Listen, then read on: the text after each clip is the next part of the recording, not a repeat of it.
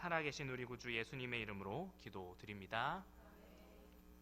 오늘 함께 나누실 말씀 빌립보서 2장 9절에서 11절까지 말씀입니다. 빌립보서 2장 9절에서 11절까지 말씀입니다.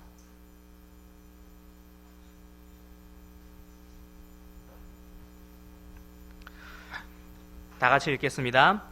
이러므로 하나님이 그를 지극히 높여 모든 이름 위에 뛰어난 이름을 주사 하늘에 있는 자들과 땅에 있는 자들과 땅 아래에 있는 자들로 모든 무릎을 예수의 이름에 꿇게 하시고 모든 입으로 예수 그리스도를 주라 시인하여 하나님 아버지께 영광을 돌리게 하셨느니라. 아멘. 네, 오늘 우리 함께 나눌 말씀은 우리 구주 예수 그리스도의 이름이라는 제목으로 함께 말씀을 나누려고 합니다. 하이델베르크 교리문답 순서에 따라서는 7번째 시간이고 사도신경에 따라서는 2번째 시간에 해당됩니다. 예수님의 이름에 대해서 함께 말씀을 나누려고 합니다. 지난 시간 하이델베르크 교리문답 6번째 시간 배웠던 거 우리 한번 잠깐 복습을 하고 넘어가 보려고 합니다. 지난 시간에 배웠던 것은 전능하신 우리 아버지 하나님에 대해서 말씀을 나눴습니다.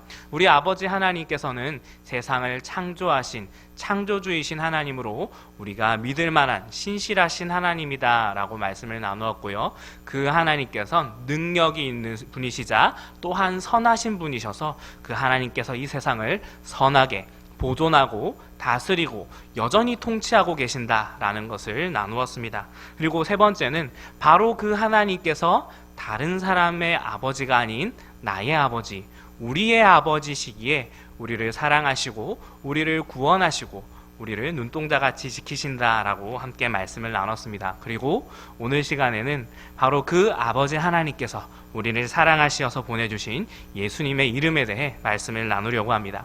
예수님의 이름에 대해서는 크게 세 가지로 나누어 볼 수 있습니다. 첫 번째로 우리가 함께 알아볼 예수님의 이름은 바로 그 이름, 예수라는 이름입니다. 이 예수라는 이름의 뜻은 우리의 구원자라는 의미를 가지고 있습니다. 이 예수라는 말은 헬라어인데 원래 히브리어 어원에서 온 말입니다. 히브리어로는 여호수아라고 할 수 있고 이것을 헬라어로 음역을 하게 될 때 예수로 바뀌게 됩니다. 여호수아 어디서 참 많이 들어보신 이름이지요? 그죠? 자, 이 여호수아라는 이름의 가장 유명한 사람은 바로 모세의 후계자이자 눈의 아들 여호수아를 이야기를 합니다. 이 여호수아는 모세가 마치 율법을 상징했던 것처럼 모세는 우리를 구원하신 예수님을 상징하며 이스라엘 백성들과 함께 가나안 땅으로 들어가는 지도자의 역할을 하게 됩니다. 이 이후에 여호수아라는 이름이 너무나 멋지고 위대한 영웅의 이름인 나머지 여러 사람들이 이 여호수아의 이름을 가져다 쓰기도 했습니다. 그런데 이 여호수아라는 이름을 조금 바꾸어서 호세아라고 부르기도 하는데 호세아도 여호수아와 같은 이름이고 같은 뜻을 가지고 있습니다. 호세아도 또한 선지자의 이름이기도 합니다. 이 호세아라는 왕 또한 존재하기도 했고요. 또 여호수아라는 사람이 맨 마지막 그 바벨론에서 되돌아왔을 때 다시 스룹바벨 성전을 재건할 때 그 당시의 대제사장의 이름이기도 합니다. 이름의 의미도 참 멋있죠. 우리의 구원자라는 의미를 가지고 있습니다. 마태복음 1장 21절 우리 한번 보도록 하겠습니다. 다 같이 읽겠습니다. 시작. 아들을 낳으리니 이름을 예수라 하라. 이는 그가 자기 백성을 그들의 죄에서 구원할 자이심이라 하니라. 아멘. 자, 이 말씀은 우리가 너무나 잘 알고 있는 말씀입니다. 예수님의 이름에 대해서 왜 예수님의 이름을 예수라고 지었는지 그 의미를 설명해 주고 있습니다. 우리의 구원자신데 그냥 우리의 구원자가 아니라 우리의 죄에서 우리를 구원하실 분이라고 하는 의미를 가지고 있습니다. 우리의 죄를 문제를 해결할 수 있는 분은 바로 하나님 한 분밖에 없습니다. 그래서 하나님이신 예수님께서 우리를 구원하시고 우리의 죄를 용서하시는 그 속죄의 사역을 통해 우리를 죄 가운데 건져주셔서 구원의 길로 이르게 하십니다. 이것을 합쳐서 구속이라고 부릅니다. 우리의 죄의 값을 지불해 주신 거죠. 예수님께서는 이렇게 우리를 구원하신 분이시지만 얼핏 보면 이 예수님의 이름이 정말 멋있고 영광스럽다 보니 이 예수님이라는 이름이 사실 그 당시에 흔한 이름이기도 합니다. 그래서 사실 사도행전에 보시면 바예수라는 무당이 등장하는데 이 바예수라고 해서 예수님이랑 다른 이름은 아닐까 생각하지만 원문의 의미를 풀어서 설명하게 되면 이름 자체가 예수의 아들이라는 의미를 가지게 됩니다. 그래서 예수의 아들 바예수 이렇게 됩니다. 그런데 이 사람이 유대인 무당으로서 바보라는 섬에서 여러 가지 활동을 하고 있었지요. 그 당시에 예수라는 이름은 참 흔한 이름이었습니다. 그리고 너무나 흔한 이름이다 보니 예수님을 부를 때에 그의 출신지를 반드시 붙여서 나사렛 예수라고 해야만이 예수님이 이 사람이 어디의 예수인지를 소개할 수 있을 만큼 흔한 이름이었습니다. 나사렛에서 무슨 선한 것이 나겠느냐, 얼마나 나사렛이라는 동네가 보잘것없고 작았으면 그렇게까지 얘기를 했는지. 그럼에도 불구하고 예수님께서는 우리의 구원자로 이 땅에 오셨습니다. 그리고 두 번째로 우리에게 주어진 예수님의 이름은 임마누엘입니다. 이 임마누엘의 뜻은 우리와 함께 하시는 하나님이라는 의미를 가지고 있습니다. 실제로 우리가 예수님을 임마누엘이라고 부르진 않지만 예수님께서 가지고 계신 또 다른 이름이기에 우리의 신앙의 고백을 할 때 반드시 알아야 되는 이름입니다. 이 임마누엘이라는 뜻은 마태복음 1장 23절에 기록이 되어 있습니다. 자, 우리 이것도 굉장히 중요한 본문이니 한번 다 같이 읽도록 하겠습니다. 시작. 보라, 처녀가 잉태하여 아들을 낳을 것이요 그의 이름은 임마누엘이라 하리라 하셨으니 이를 번역한즉 하나님이 우리와 함께 계시다 함이라. 아멘. 자, 여기서 아셔야 되는 게 이를 번역한즉이라는 내용이 들어있죠. 이게 왜 그러냐면 구약 성경은 히브리어로 기록이 되어 있고 신약 성경은 헬라어로 기록이 되어 있지만 사실 이 당시에 예수님과 같은 대부분의 사람들은 아람어를 사용을 했습니다. 그래서 조금 고급 언어로서 지배계층의 언어로는 헬라어가 사용이 되고 있었고 서민들의 언어로는 아람어가 사용이 되고 있었습니다. 그런데 이 신약 성경을 사도들이 기록하면서 그 당시에 가장 보편적으로 통용될 수 있는 국제적인 언어인 헬라어로 기록을 하면서 이 임마누엘이라는 히브리어의 뜻을 설명해 줄 필요가 있었습니다. 그래서 히브리어인 임마누엘이라는 단어를 번역해서 설명하고 소개하는 내용이 마태복음에 들어있는 것입니다. 그런데 이 임마누엘의 뜻이 바로 하나님이 우리와 함께 계시다는 것입니다. 이것은 이사야서 7장에 소개가 되어 있는 내용을 지금 마태가 인용을 하면서 등장시키고 있습니다. 여러분, 하나님께서 함께 계시다. 하나님께서 우리와 함께 계시면서 예수님을 보내주셨구나. 이렇게 그냥 생각하시면 안 됩니다. 사실 예수님의 이름 가운데 정말로 중요한 이름을 하나 꼭 꽂으라면 저는 개인적으로 이 임마누엘을 꼽고 싶습니다. 왜 그러냐면 하나님께서 우리와 함께 하시는 것이 그만큼 중요하기 때문입니다. 이게 왜 중요할까요? 여러분, 창세기로 다시 되돌아가 봅시다. 아담과 하와가 범죄를 저지르고 난 다음에 에덴 동산에서 쫓겨나게 됩니다. 근데 사실 에덴 동산에서 쫓겨나는 것이 눈에 보이게는 그렇게 쫓겨나는 것이지만 실제적으로는 하나님과 끊어지는 것입니다. 자, 영원한 생명에 대해서 성경에서는 여러 가지를 설명합니다. 그런데 그 영원한 생명에 가지고 있는 의미는 결국 사람이 하나님과 다시 연합하여 함께한다라는 의미 또한 같이 들어 있습니다. 그런데 성경은 무엇에 대해 가르쳐주는 책입니까? 영생에 대해 가르쳐주는 책입니다. 그런데 이 영생에 대해서 예수님이 뭐라고 소개하십니까? 너희가 영생에 대해 알기 위해 성경을 연구하지? 그런데 성경은 바로 나를 소개하는 책이야. 즉 예수님의 이름을 믿는 자들만이 다시 하나님과 함께 할 수 있게 됩니다. 그리고 하나님과 함께하는 자들만이 하나님의 백성으로서, 하나님의 친백성으로서 그의 통치와 다스림 안에 들어가며 그의 백성으로서의 은혜와 권세를 함께 누리게 됩니다. 이것을 가장 잘 아는 자가 바로 모세였습니다. 그래서 그 이스라엘 백성들이 모두 다 하나님에 대해 하나님의 놀라운 이적과 하나님께서 주시는 만나에만 매출하기에만 관심이 있었지 하나님이 어떤 분이시고 함께 하신다는 게 얼마나 소중한가 도무지 알지 못할 때 모세가 이렇게 기도합니다. 나와 주의 백성이 주의 목전에 은총 입은 줄을 무엇으로 알리이까? 주께서 우리와 함께 행하심으로 나와 주의 백성을 천하 만민 중에 구별하심이 아니니까. 아멘. 이게 모세가 하나님께 드린 기도입니다. 우리가 하나님의 백성인 줄, 우리가 하나님께 은혜를 받은 자인 줄 어떻게 알겠습니까? 하나님께서 우리와 함께 행하시고 우리와 함께 걸으시는 그 동행 가운데 사람들이 알 것이 아닙니까? 하나님 우리와 함께 해주십시오. 하나님께서 우리와 함께 하실 때 우리는 주의 백성으로 세상 가운데서 구별될 수 있습니다 라고 기도하고 있습니다. 여러분, 모세의 이 기도를 잘 기억하셨으면 좋겠습니다. 우리가 은혜 받았다는 증거가 어디에 있습니까? 하나님께서 나와 함께 하심에 있습니다. 여러분, 저기서 구별이라는 단어의 다른 의미를 잘 기억하셔야 됩니다. 구별의 다른 의미는 바로 거룩입니다. 하나님과 함께하는 백성이 거룩할 수 있는 것은 내가 깨끗하기 때문이 아니라 하나님께서 거룩한 분이시기 때문입니다. 그러니 하나님과 함께하는 백성들은 세상에 있는 다른 것과는 내가 잘나서 내가 선하게 행동해서가 아니라 하나님께서 함께하심으로 세상과 구별되게 됩니다. 그러니 하나님께서 함께하심이 우리에게 그만큼 중요한 것입니다. 예수님께서 마지막에는 이렇게 말씀하셨습니다. 마태복음 28장 20절입니다. 이 부분은 다 같이 읽겠습니다. 시작. 내가 너희에게 분부한 모든 것을 가르쳐 지키게 하라. 볼지어다 내가 세상 끝날까지 너희와 항상 함께 있으리라 하시니라. 아멘. 자, 예수님께서 뭐라고 말씀하십니까? 맨 마지막에요.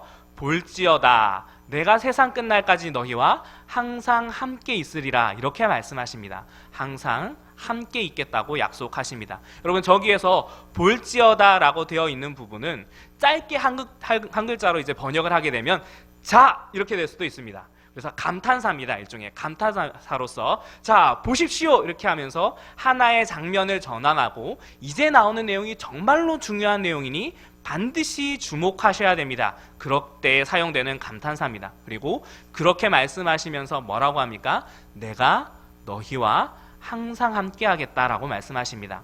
저기서 항상이라고 번역이 되어 있는데 히브리어 원문에서는 무려 4단어로 번역이 되어 있는 이걸 항상이라는 한 단어로 개역개정에서는 합쳐놨습니다. 이게 물론 의미는 똑같지만 4단어로 되어 있는 걸 분리를 해서 설명을 드리자면 그 모든 날들 가운데 이렇게 번역이 됩니다.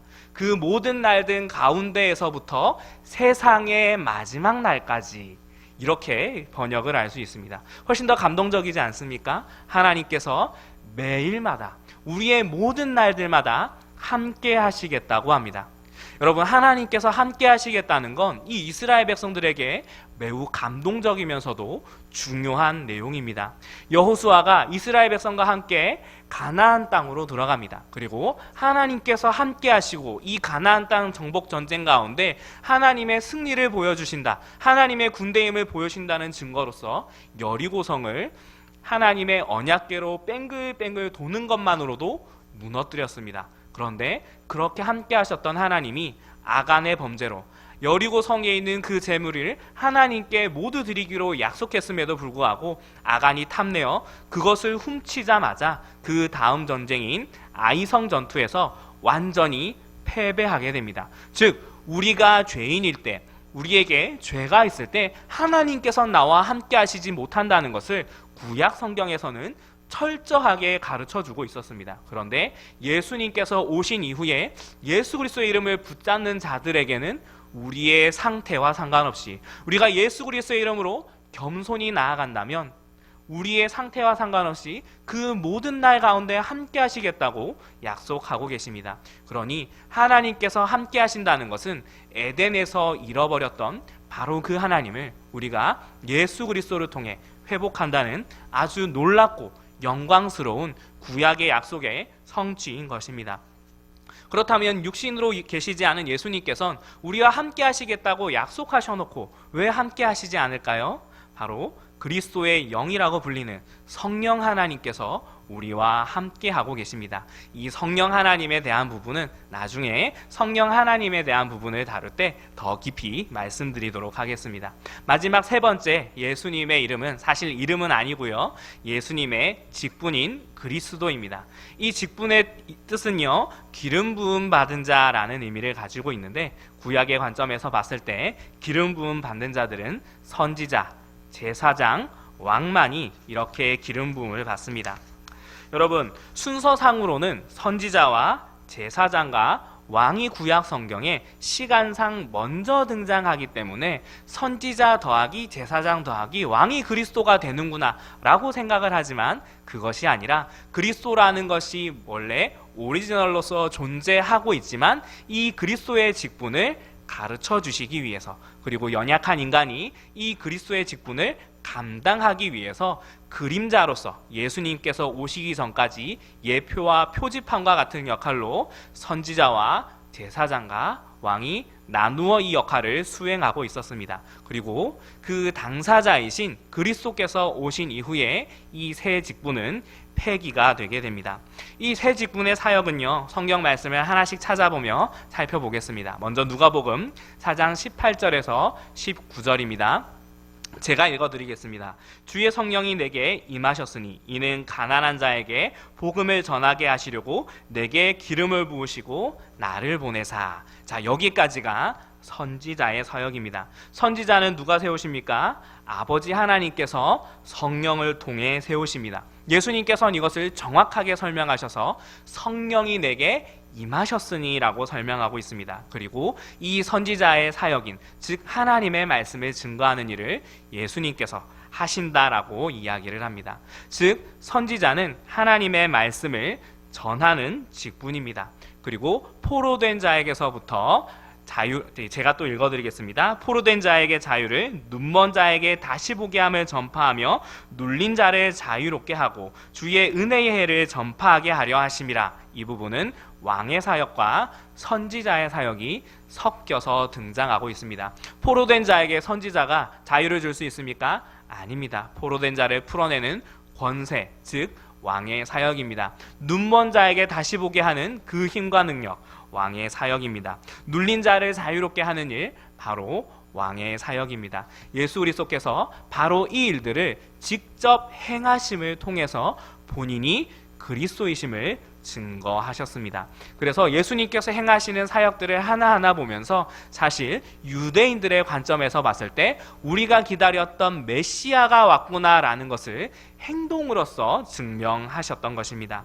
자, 왕의 사역에 대해 알려주는 또 한 가지 성경 본문은 요한복음 10장 28절입니다. 내가 그들에게 영생을 주노니 영원히 멸망하지 아니할 것이요 또 그들을 내 손에서 빼앗을 자가 없느니라. 예수님께서는 그 왕의 사역을 그 이스라엘 땅에서만 행한 것이 아니라 지금도 하나님 보좌 우편에서 행하고 계십니다. 어떻게요? 우리의 영혼을 지키고 보호하시면서요. 예수님의 사역은 지금도 끝나지 않았습니다. 예수님께서는 여전히 우리의 왕으로서 그 일들을 감당하고 계시며 우리가 결코 무너지지 않도록, 우리의 육신은 사단이, 세상이 빼앗을 수 있을지라도 우리의 영원한 생명, 우리의 영혼은 빼앗기지 않도록 지키고 보호하고 계신다는 것입니다. 세 번째로 예수님의 직분은 제사장의 직분인데, 이것은 히브리서 10장 12절에서 14절에서 알려주고 있습니다.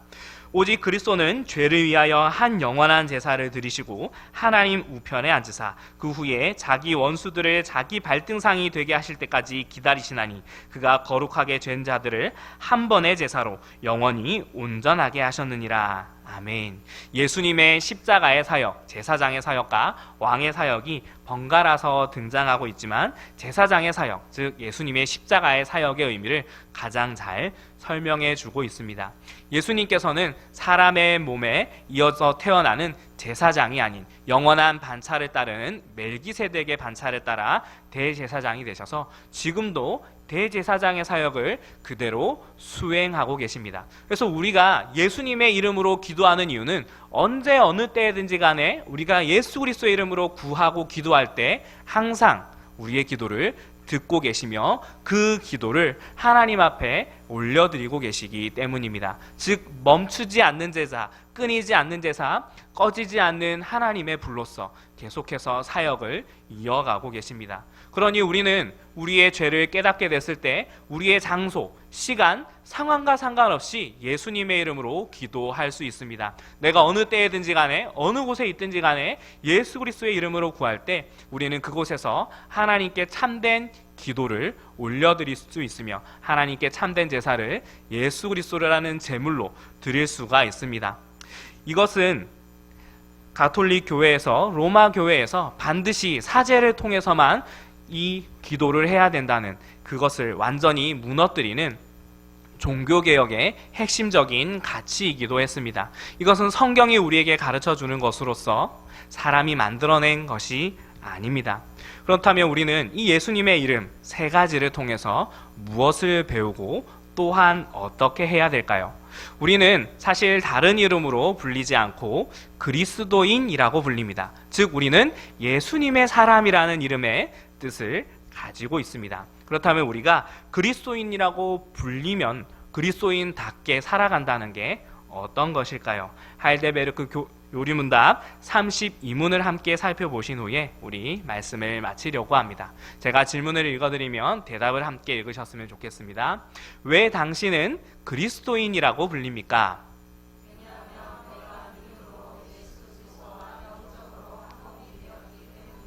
자, 우리는 누구와 한 몸이 되었다고요? 예수 그리스도와 한 몸이 되었다고 이야기를 합니다.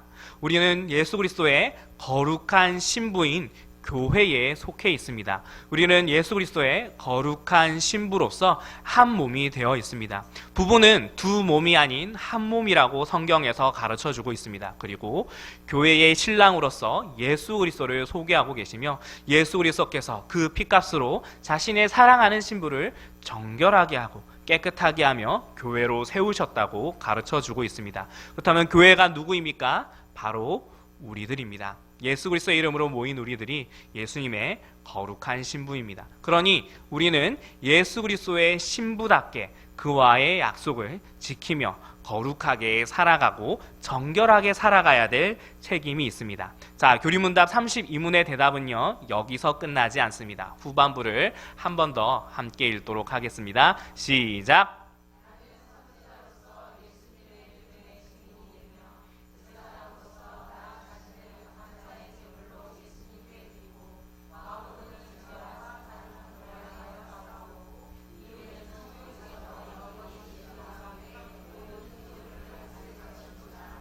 자, 여기에서 세 가지 직분이 다시 등장합니다. 예수님께서 그리스도로서 그 직분을 성취하시자 이 세 직분이 사라졌지만 완전히 사라진 것이 아닌 그리스도인이라고 불리는 우리에게 이제 그 사명이 넘어가게 됩니다. 그러니 모든 그리스도인이 선지자요, 제사장이요, 왕이 되어서 그리스도의 남은 사역을 감당해 가게 됩니다. 선지자로서 우리는 예수님의 이름에 증인이 됩니다. 우리의 말, 우리의 모든 행동들이 예수 그리스도를 증거해야만 합니다. 이것이 우리 삶의 사명이요 목표가 됩니다. 또한 우리는 제사장으로서 나의 삶이 하나님 앞에 예수님께 드려져야만 됩니다. 어떤 제물로서요? 감사의 제물로서요. 이 감사의 제물이라는 것은 사실 우리가 우리의 힘과 능력으로 죄를 용서할 수 없고 이 죄의 감당은 예수님께서 화목제물로서 드려졌기 때문입니다. 그러니 우리에게 남은 것은 무엇입니까? 죄는 예수님께서 감당하시고 우리는 기쁨의 제사, 감사의 제사를 우리의 인생과 삶으로 드리게 됩니다. 그리고 또한 우리는 왕의 사역을 함께 감당하며 죄와 싸워야 됩니다. 우리의 싸움은 혈과 육에 있는 것이 아니기 때문입니다. 하나님의 말씀에 순종함으로 죄와 사탄과 대항하여 싸우게 됩니다. 그리고 우리의 마지막 사명은 저 천국에 가서 하나님과 함께 모든 피조물을 다스리며 이루어지게 될 것입니다. 이 세 가지 직분을 우리가 이 땅에 있는 동안 잘 기억하시며 함께 감당하셨으면 좋겠습니다. 기도하겠습니다. 사랑과 은혜가 많으신 하나님 아버지 감사드립니다. 그 소중한 예수 그리스도의 이름을 우리에게 허락하시고 그 이름을 믿는 자들로 삼아주심에 감사드립니다.